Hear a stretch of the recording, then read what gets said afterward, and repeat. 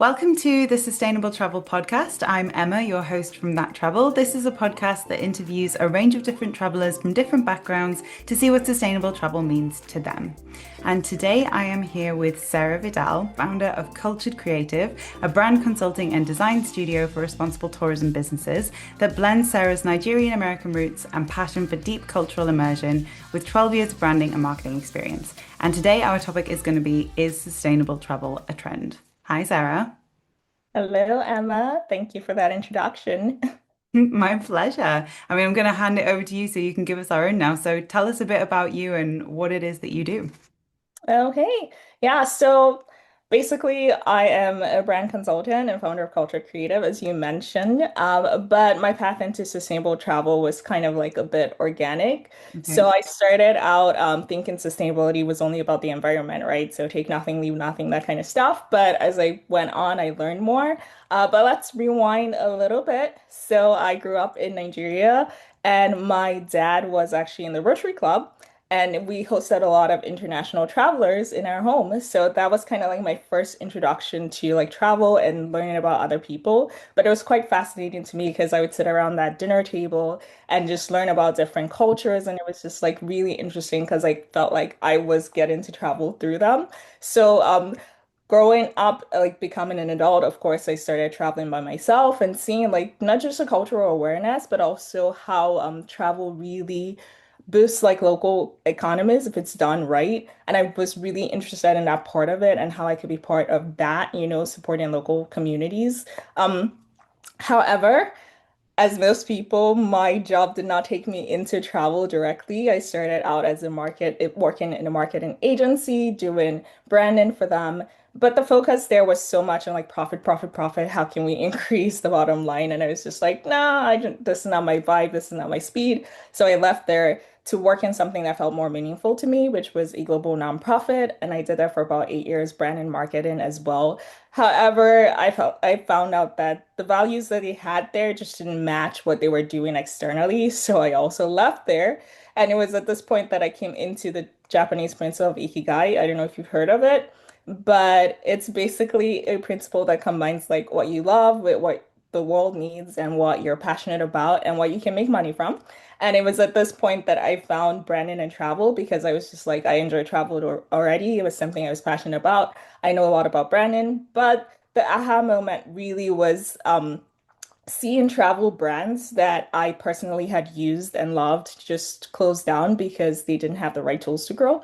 And so I was like, I want to be part of helping this responsible travel brands because they are doing the right thing and they are supporting communities. And how can I be part of helping them grow? And this was really where I came into sustainable travel, and I'm learning so much more about it, the multifaceted nature of it as well for my clients. But it's been quite the journey just getting into like this specific niche of sustainable travel. So yeah, that's the story. That is awesome. I have so much to say already, but I love that like that, when you said sustainable travel, I used to think it was just kind of the environment, ecosystems. I personally feel, I don't know about you, but I think this is so many people's understanding of the word sustainable. And I think I'm seeing it more that it's kind of developing. People are every time they come on the podcast that like say someone comes on who's really into eco-friendly sustainability, every time they come on, I'm kind of seeing throughout the course of the episode, they're like thinking, changing, and then at the end, they might say, I actually think, sustainability is more about people, or I actually think it's more about culture. And I think this is kind of an awakening that every sustainable traveler needs to go through in a way, don't you?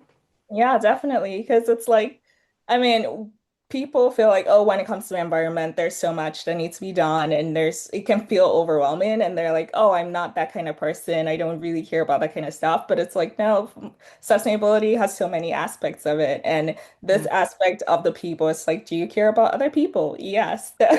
Then yes, you can be sustainable and you can do things that just make, travel better for everybody, or even just your lifestyle better for everybody. Because it's like sustainability is not just in travel, right? So yeah, definitely it's a learning curve and it's one that I've been on definitely for the most part over the last couple years. So Yeah, and I also think there's that thing where people are like, oh yeah, like plastic, the environment, like whatever kind of people are more important.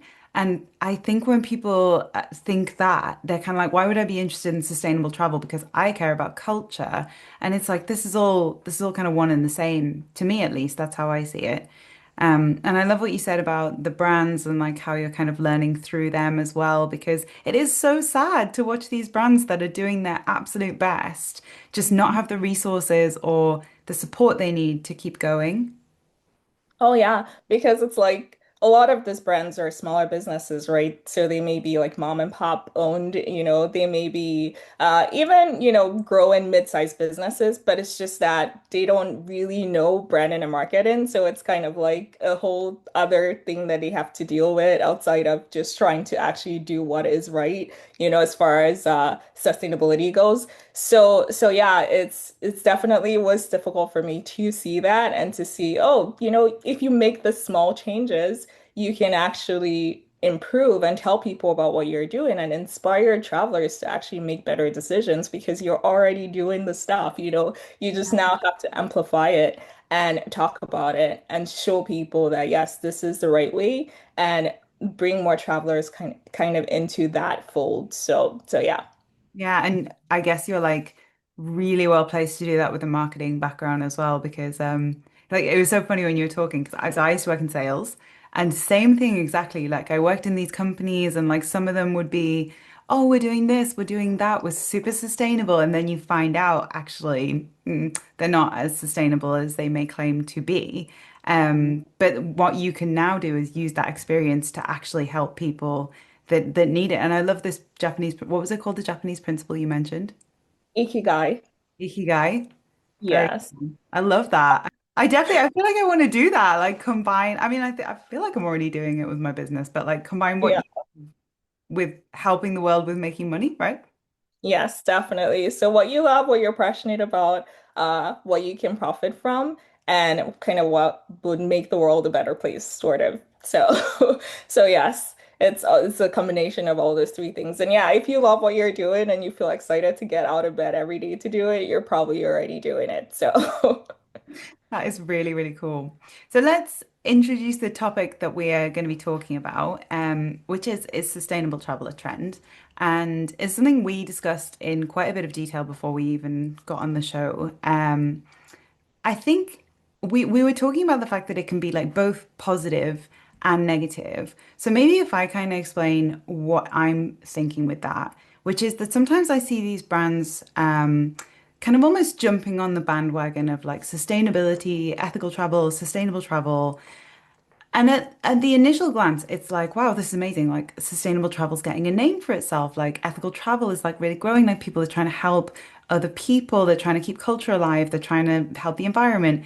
And then after a while, you kind of see that it is just a trend and that they're not really looking at it with the depth that it requires. So maybe similar to the agencies that you and I were talking about that we used to work for, like it's just a bit of a facade. Are you finding this as well? And kind of what's your experience with this if you are or if you aren't? yeah.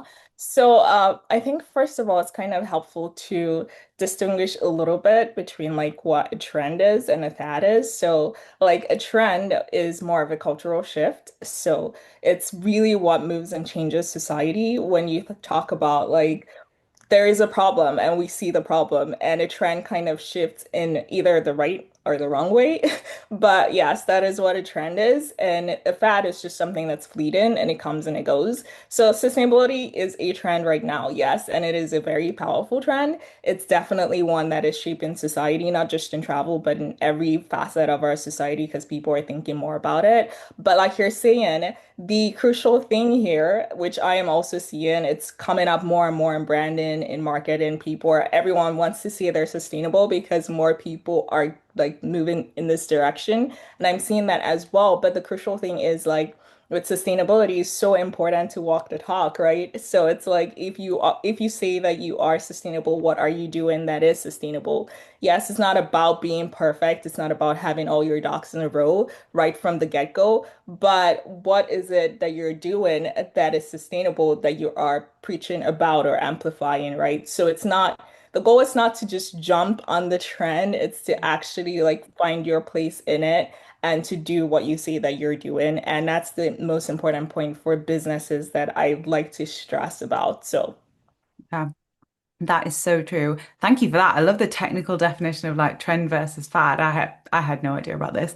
So that's really interesting to me. But I think that when you get these businesses, they're so excited. And I from my perspective as well, like I don't want to necessarily naysay a business that's trying. So like I often see businesses that are like, oh, we're so excited because we've started to compost or we've started to recycle on a wider level or we're working with this community project. But very often, I think these initiatives are kind of championed by people who don't have that sustainability background or don't necessarily know how to have a long-term impact with sustainability. So they think they're doing all the right things, but maybe, like you said, it's not really their specific place, or they might be causing, like, say, a different kind of harm by doing something in the way that it's not going to be most beneficial for, like, their community, right? mhm. Yeah, and it gets tricky, right? Because sustainability can be one of those things that's like super nuanced, and you Yeah. get into it, you have to learn about it, you have to learn properly, like what are the right ways, what are the wrong ways, before you can start doing anything. It's just like there's a lot of education basically that goes into it. So, again, it's realizing where you are, what your starting point is, but the most important thing for me, I would say, is that before you amplify that you are a sustainable brand, it's helpful to have at least the foundational elements, like you're saying. So going back and looking, how are our actions affecting the communities that we're in? How are our actions affecting the places that we're in? So it's like making sure you have at least the foundational elements in place before you start amplifying yourself, which is marketing, basically marketing yourself as a sustainable brand. It's just like operationally, you should be sustainable. So I think that is a very, very important point. Yeah, and I think that what you said there is like really important to me too, because there's certain elements of sustainability that I feel, and I think you do as well, that are basic. And to me, it's not necessarily like environmental. So a great example is I quite regularly get brands in my inbox because I think because of my blog and like the podcast and things, they want to take their work a bit more seriously, which is fantastic. And like I love that they reach out. But a lot of the time they'll sort of say, we're really sustainable and we're doing this. Like, would you like to come and visit? And then I always go back and say, can you tell me what percentage of like the local community that you're hiring? And that to me is like a very basic part of sustainability. Like it's way more basic than how much you compost or how much you recycle. And they will often just not have that information, or they'll have it, but they don't want to share it because they're not proud of it, or they don't really know how to fix it because they're mainly an international business. Mhm. And I think this is something that people forget sometimes. Like, I don't know, different things mean different things to people, right? Yeah, and you definitely hit on a key point here because that's one of the things. It's like when we talk about sustainability, outside of like the environmental factors, which are really basic things usually, it's the who are you hiring as far as like your supply chain. So your employees, of course, definitely matters, but not just the employees. It's where are the local people being placed in this ladder of, Yeah. employment. Yeah. Because you can say that you are hiring local, but if you are hiring locals and not paying them fair wages, Yeah. if you are bringing them at a very low level in the job or the business, where it's just like, oh, they're the drivers, they're the cleaners, Yeah. they don't have like good positions where they are, not that those are in good positions, but they don't have positions of authority, basically, where they can actually influence decision making for that business, then of course you have a problem. So that is sustainability, is like the factor of who you're hiring and where they're being placed and the fact that they're being treated properly. But also your supply chain. So in travel, you know that there's so many like different partnerships that travel brands work with, whether you're a tour operator and you're working with travel advisors, or you're working with restaurants, or you're working with whatever in this hospitality industry. Like, who are those people that you're working with? Are they locally based as well? Are you supporting the economy in that society by working with people that are actually, in locals and they are operating their own businesses. So that's another element of it, which most businesses don't think about. And like you're saying, those are things that are super basic and actually easier to implement than some other things like bringing in solar panels, for example. So it's like, yes, what are you doing when it comes to this? And that's why when I talked about operationality, like doing operational side of things, before you talk about amplifying yourself as a sustainable brand. So these are things that should be done operationally and already in place. I totally agree. I think that that is one thing that is basic if you are into sustainability and in the travel space is you should be considering your impact on the local community as step one, I think. And what you mentioned about putting local people in positions of power, in management positions, that's also really important because otherwise you can create a wealth gap, right? Like you've got, you've got international managers coming in or like foreign managers coming in. And then a lot of that money is going to go back to, say, their families or their investment funds in other countries and not the local area that you are placed in. Exactly. And that is the big, big problem because it's like if we want this businesses to benefit the places where they're actually being built, we don't want to take advantage of those people and of the community. Then yes, bring in people, bring in local people so that they actually truly benefit. And it's really differentiating between that local, like we're hiring local at lower positions versus we're hiring local and they're actually part of the chain of command. They're actually making up the whole structure of this business. So, Yeah. Yes, absolutely. I think it's really, really important to see it that way. But do you think when it comes to a trend, like it can be negative? I mean, I guess so your definition is different. It's the correct definition. So trend means it's changing culturally and fad yeah. means it's flash in the pan. Sweden, yeah, yeah. But in this case, we can definitely just say it's a trend because it is a good trend. It just has some downsides, so we can just call it a trend. Well, I think you're right that it definitely is a trend because culturally, I think there's a shift coming that we need to be more sustainable. So, but do you think that this comes with negatives or is like you did say you did think it does. So what would they be in your mind? Yeah, so like with everything, there's a positive and the negative, and this one has some really deep-seated negatives when it's not done properly. So, of course, the biggest one would be greenwashing and ethics washing. That's like a really big deal, but also exploitation and economic displacement, which we've talked about a little bit here, but also cultural appropriation. And there are more and more and more. I can keep listing, but these are like the core ones that I typically see and focus on with the businesses that I work with. So yeah, I can go into this some more if you'd like me to. Yeah, go for it. I think that would be interesting because you obviously see this from like a full behind the scenes perspective, so you probably see how it even happens as well. Yeah, definitely seeing it from the business side, but also like case studies of like things I read in what's happening with travel brands. But when it comes to greenwashing, it's really interesting because you're basically just marketing without any sustainable action behind the brand, or you're marketing something that's not really sustainable as something that is sustainable. And the biggest one I have seen so far is the Neon project. And I don't know if you've heard of it, but it's in Saudi Arabia. So they are basically building this $500 billion would it be? Smart city project. And it's in northwest Saudi Arabia, but it's being marketed as a sustainable city. It's a carbon-free, futuristic city. It has all those floating cities and artificial rain and flying taxis and ski resort in the desert, because what could go wrong with that? So, I mean, it's all of this stuff that they are building right now, but it's really just a tech utopia that's built on human rights violation.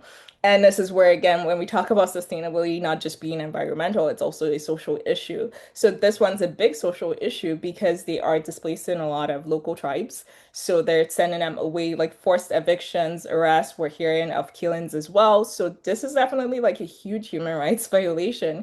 And then you have like the fact that there's no real local input, right? So even though it's the government building this, the people are being forced to move out of their homes. So obviously the local people, the community is not impressed by this. This has been built for foreigners.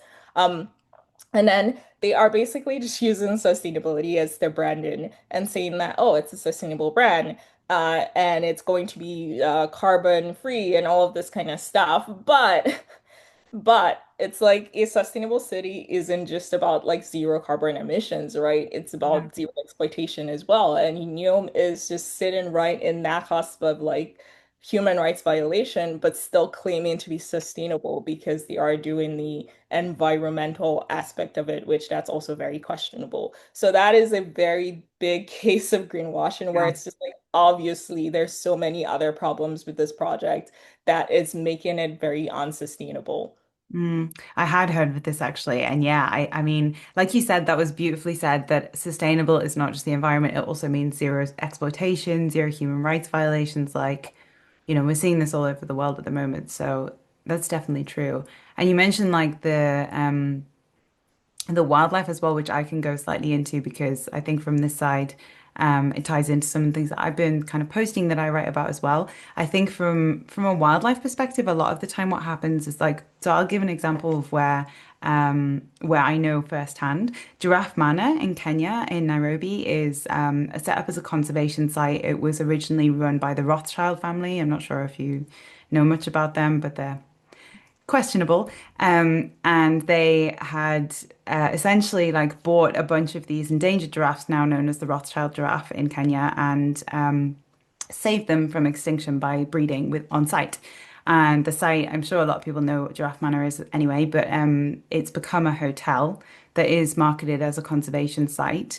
Um, but it has some seriously questionable like conservation values going on. So, for example, like they allow tourists to stand, pose, have selfies with the giraffes, also hand feed them. And the giraffes are all encouraged to come up to the manor and kind of stand with the tourists. They do have free will in the sense that they are allowed to roam freely around this enclosed grounds. But there's a lot of dependence on the tourists, there's dependence on the feeding times that are very specific. And when asked, because I asked them some questions, they kind of wrote back to me and said, yeah, we don't really know the effect it has, but we don't really care. Like it was kind of a for the greater good sort of thing, which you know, I think when we're talking about ethics washing, greenwashing, like again, this welfare of the individual has to come in, like not just in the case of animals, but also the humans that are being displaced, like you said in Saudi Arabia. Like everybody, I think, should have should be considered in an ideal sustainability utopia.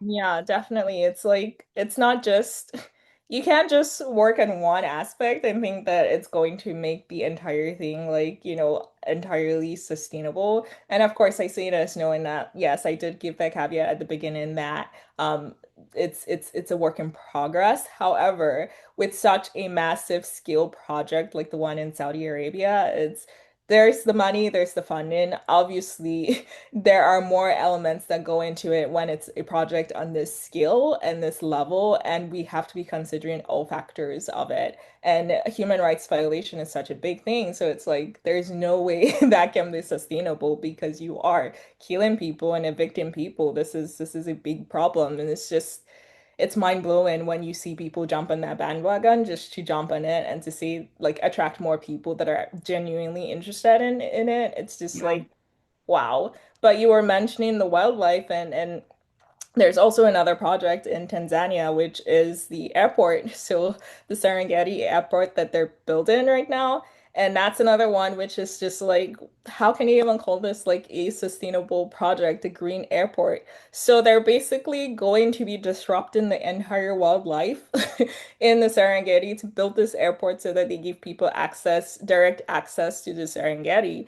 And it's going to threaten like the immigration of wildebeest in that region, and it's going to just basically also displace the Maasai tribes that are in this region as well. So it's like another instance of it, what is being branded as a green airport, but is it really green if it is doing all of this negative effects on people and wildlife and ecosystems, So.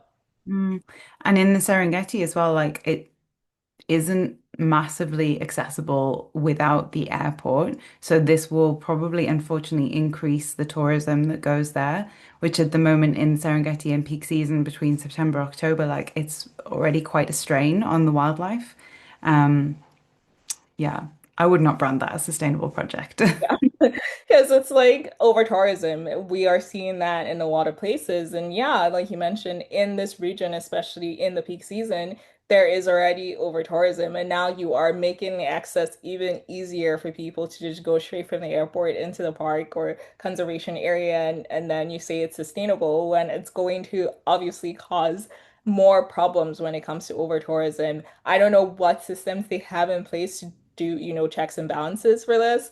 I doubt that there are any stable systems yet, but we'll have to see how that plays out. But just on its face, we can see that it's definitely greenwashing because you're not you're causing more harm than you are, of course, causing good. So, And also with that as well, like when you consider the emissions from the planes, because obviously plane emissions do have an impact on the immediately surrounding area. When you're considering like both endangered wildlife, um, and people like the Maasai tribe who don't actually have like direct access to hospitals, to necessarily always fresh water, that kind of thing. If you're adding additional pollution into that area, because for lots of Maasai, like they have to drive often for like 1, 2 days just to get to a hospital, because like could go more into this, but basically because of the resources that they have available, like blah blah blah, it's not especially fair to then put additional strain on their health and on the health of the wildlife.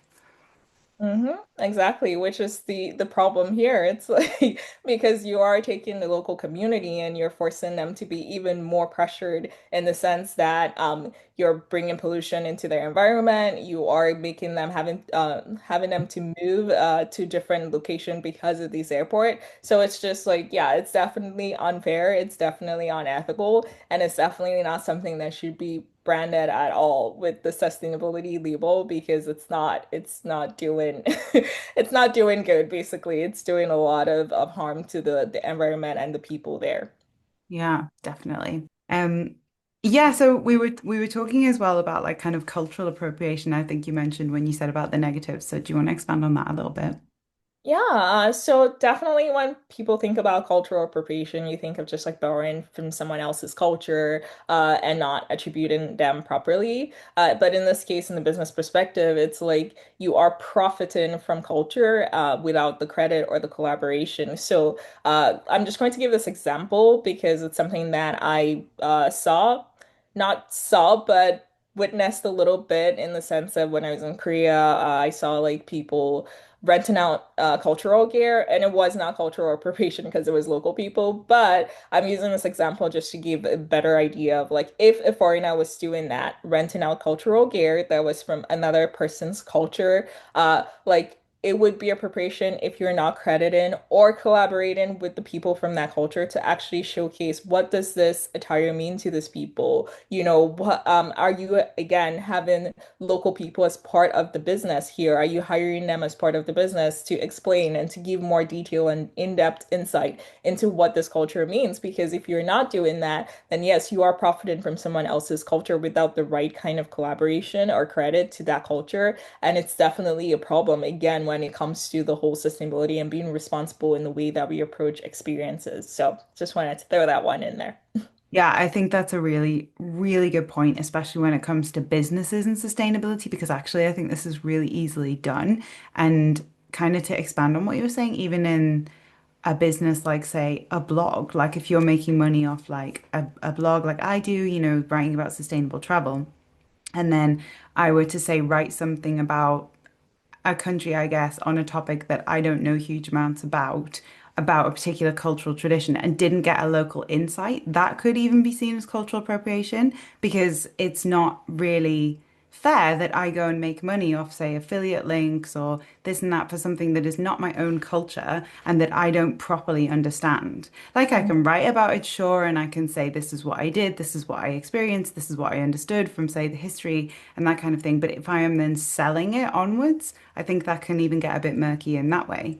Yeah, definitely. And just coming off of that as well as the fact that we're seeing more people like talk about places that they actually haven't been to or talk about cultures that they haven't experienced firsthand as well, which it's playing into the same mindset of if you are talking about something or someone's culture, then yes, you should have experienced it yourself, but also you should have that local insight of like actually bringing forth the right information and putting it out there instead of misinforming people just based on what you've read on the internet and not really sharing what you've experienced and what you've gotten from the local people in that area. So that definitely could fall under appropriation as well.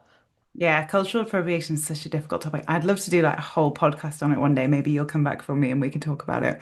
'Cause I'll be happy to. So so do we think there are any positives at all to this sustainability as a trend phenomenon? yeah, definitely. So it's doing a lot of good as well. Like I said, there are the bad sides of it, but it's doing the good as well because more people are paying attention to sustainability now. And it's like, how can I do better when I travel, right? But some big shifts in the industry as well is community-based tourism is really growing. So it's something that we're seeing more and more of, where it's like, how can we bring in the community to lead the travel experiences and basically benefit this community? So more and more people are jumping on this as well, which is great. And a really good example of this is Fugo Island Inn, and they are in Canada, but they're basically built by the community. So it's an inn that is just like led by the community. There is a lot of ownership, like all profits go back into this community because I think it was built to repopulate the region as well. But also it's everything that is used in that inn is from the community's sustainably sourced from the community. But also there's a lot of cultural celebration because they bring forth like their culture, their food traditions, and just really teach people about it. So there's the cultural awareness that's coming out of it as well, but economic regeneration too, because again, profits are going back into the community. It's been built in, small businesses and local livelihoods are being supported as well. So those are all of like the good things that are coming out of it, where there's just so much more attention to community-led and community-based tourism. But also there's the economic empowerment. So when travelers are more mindful of sustainability, they make like extra effort of finding, sustainable businesses, locally owned businesses, and they want to support it and also like even spread the word about it, whether that's organically and just saying, hey, this is a small business that's doing good stuff. And so more people know about it as well and come to that business and support that business. So yeah, you have the economic empowerment that's coming out of it. But also businesses are learning that green practices are, it's just good business. So the more that you incorporate those green practices in, whether it's like renewable energy or sourcing and hiring local people or reducing waste, all of this kind of things, it's not just good ethics, it's good economics as well because you're saving money in the long run. Yes, some of them may be difficult initially to implement and they may be expensive initially to do, but as you go forward, you see that, oh, it's actually saving you more money in the long run. So yes, if sustainability is done right, it definitely drives transformation and it drives true transformation. So those are definitely some of the positives that I'm seeing. I love that. And I love that you mentioned as well it's just good economics because it really is like in the long run. I mean, yeah, you're totally right. Like sustainability is a privilege. And I think there are people and communities on an individual level who find it like really hard to be like, okay, well, I can barely afford to eat today, so I don't really have the money to like do it sustainably. And I think people sometimes do underestimate like how much this affects individuals. But from a business mindset, sustainability is almost always going to save you money because it means reduce your consumption like on a grander level. And whether that's consumption of local resources and amenities, local culture, or it's reduction of like consumption when it comes to electricity and power and that kind of thing, I think it's always going to save you money.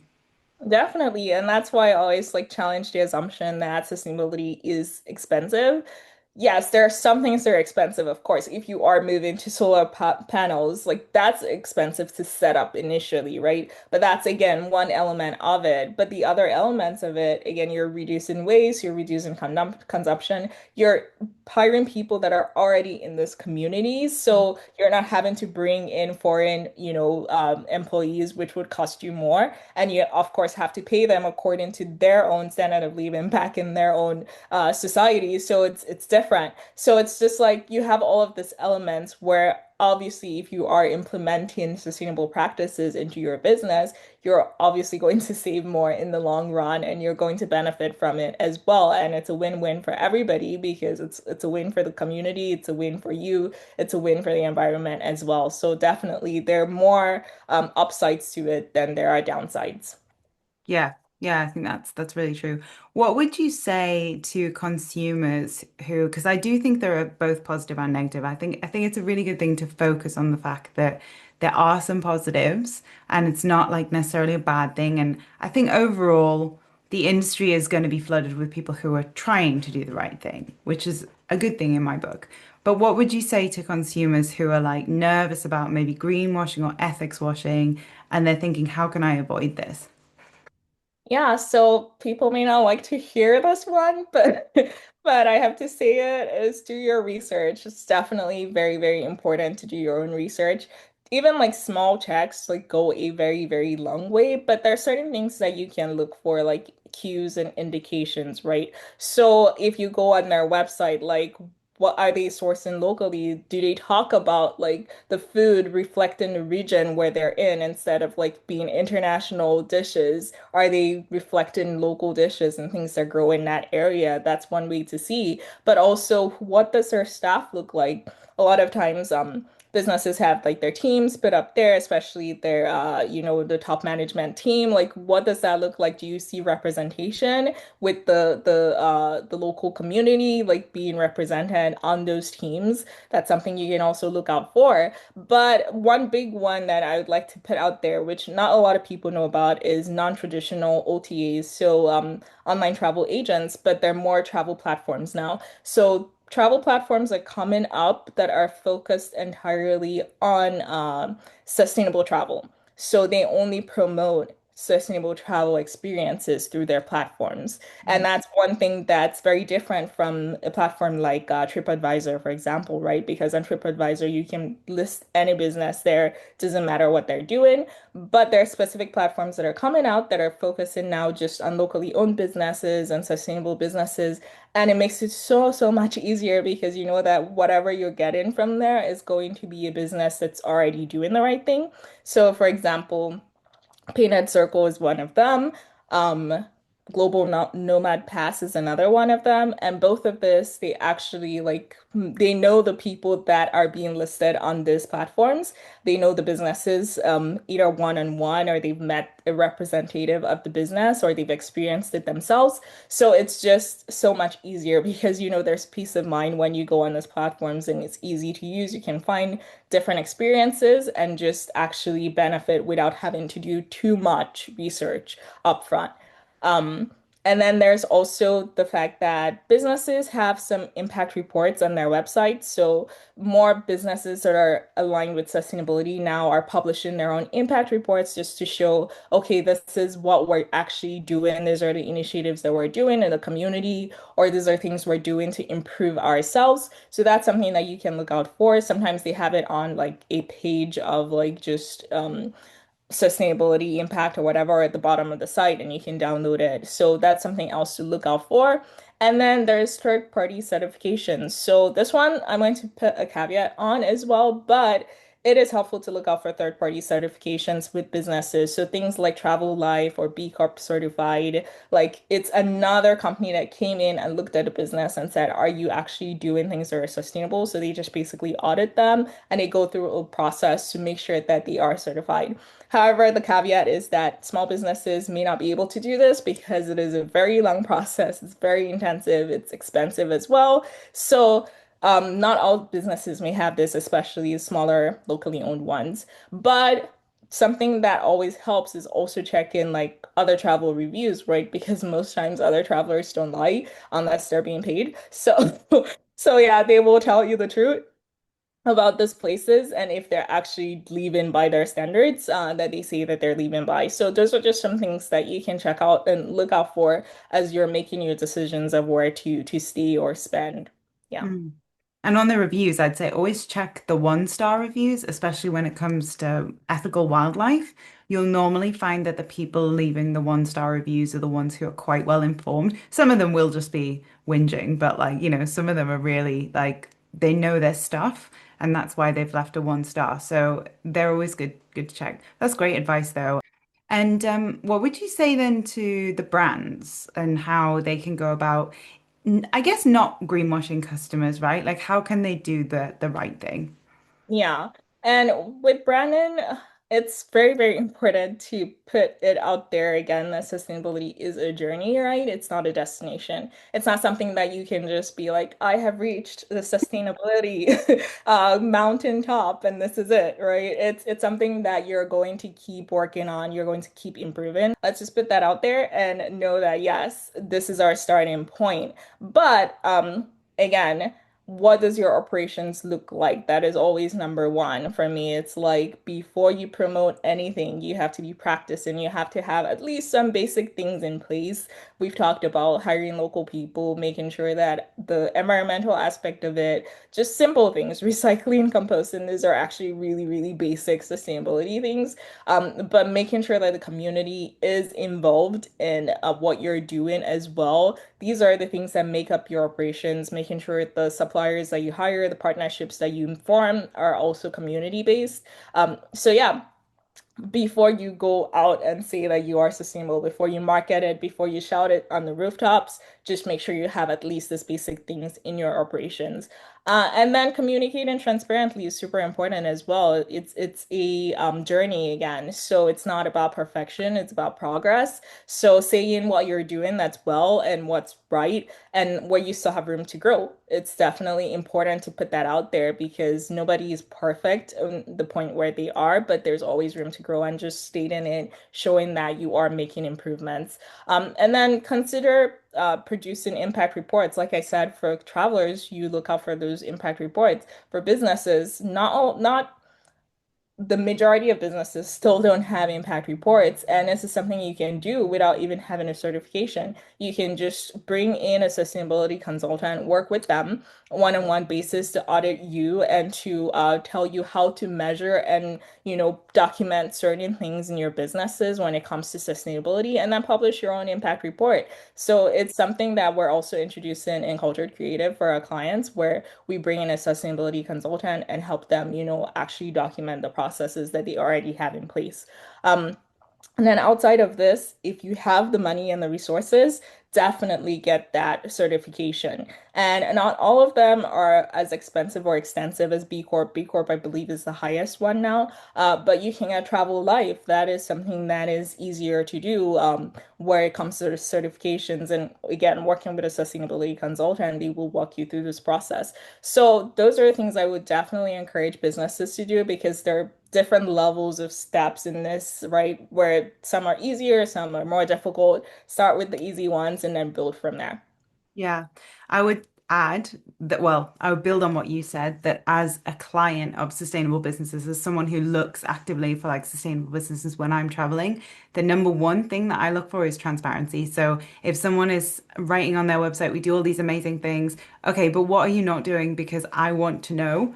And I don't mind. And if I find a business that is not listing what they're not doing, I don't trust them. Whereas if I get a business that's like, we have done all these great things, but for transparency, we're still working on this, we're still working on that. Like, if you are still using loads of water, pop that on there. If you're not hiring members of the local community yet, but it's something that you're working on and you hope to achieve it by whenever, like I would I would value that over someone who is just like, we are so green, like look what we're doing, like all this. I would much rather someone said, we haven't quite reached the stage that we want to in this particular step because no one's perfect, like you said. Hmm.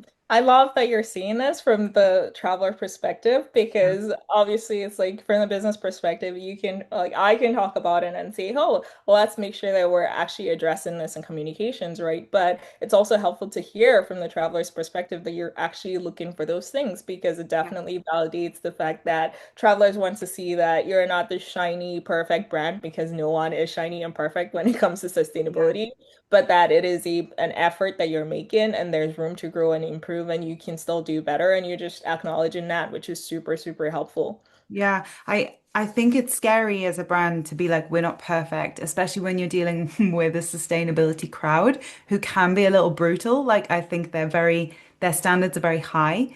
But I really would encourage brands to do this because honestly, if I see like all roses on a website, I'll click off because I'm like, I don't think that's correct. Whereas if I see a website that's more along the lines of, we really do need to improve X, Y, and Z, like I'm much more likely to hit book.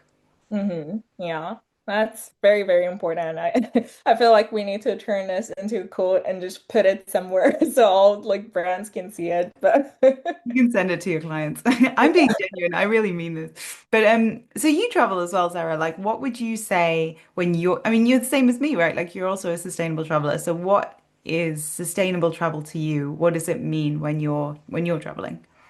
yeah, so again, I start out with at the beginning, I thought it was only about the environment, and that's something that I didn't know very much about. However, as I've been traveling more and seeing more, it's like to me, sustainable travel is really the social and economic issue of like how do we support people, how do we uplift communities, and how do we create cultural awareness? And that's the part that I'm really, really like sinking my teeth into. It's like the hiring and sourcing locally. It's the making sure local voices are in the decision making process. It's the support in local businesses and making sure that when you travel, you're not just ending up in a McDonald's and all of these foreign chains, but you're actually deeply contributing to the economies of these communities and making sure that they also grow. But also promoting that cultural heritage and understanding the respect for the places that you're going to because there's definitely a different mindset when you travel to a place to just escape versus when you travel there to actually learn and to, come out a different person, whatever that means to you. So for me, it's just like making sure I'm going into places and I have that reverence and I have that respect at the back of my mind that these are people's homes as well. And I'm not just coming here to escape from my life. I'm coming here to learn something new and to come out a better person. And so, yeah, that's definitely the core, I would say. But overall, sustainable travel for me, it's not just about doing less harm, it's about creating more good overall. And I think that's the most important point out of all of this. That's awesome. That's a really good way to look at it. Do you have anything else you want to add before I wrap up?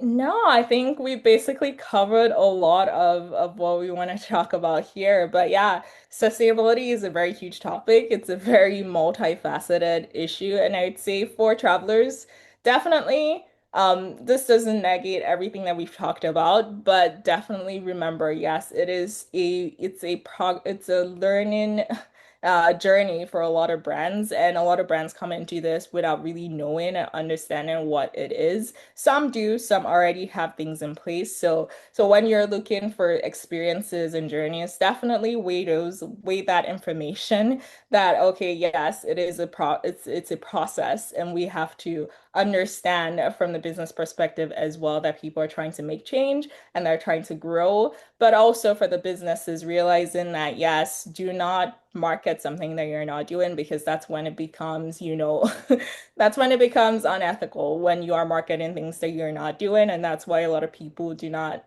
like marketing because they think it's all built on lies. But ethical marketing is built on things that you're already doing. And it just makes it so much easier because you can actually speak to the things that you have in place rather than trying to make up stuff on the go. So, yeah, those are the last two reminders I'll just put out there before we wrap up.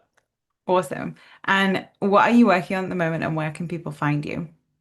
Yeah, so I'm working on three exciting projects right now. So the first one is an agritourism brand. It's an island somewhere I can't really disclose, but it's a fun project because it's going to be built on working with the community. It's going to be built on working with the land. So it's super, super exciting for me. But also I am launching the Cultured Creative Connection series. So I actually launched it already, but the first one is going to be July 30th. It's basically just a platform to spotlight brands that are engaged in meaningful tourism, and so that they can be connected to each other, like form partnerships together. So think travel advisors working with tour operators, but they have shared values. So I'm putting the spotlight on specific brands so that they can find the right partners. And so the first one is July 30th, and I'm super excited to launch it.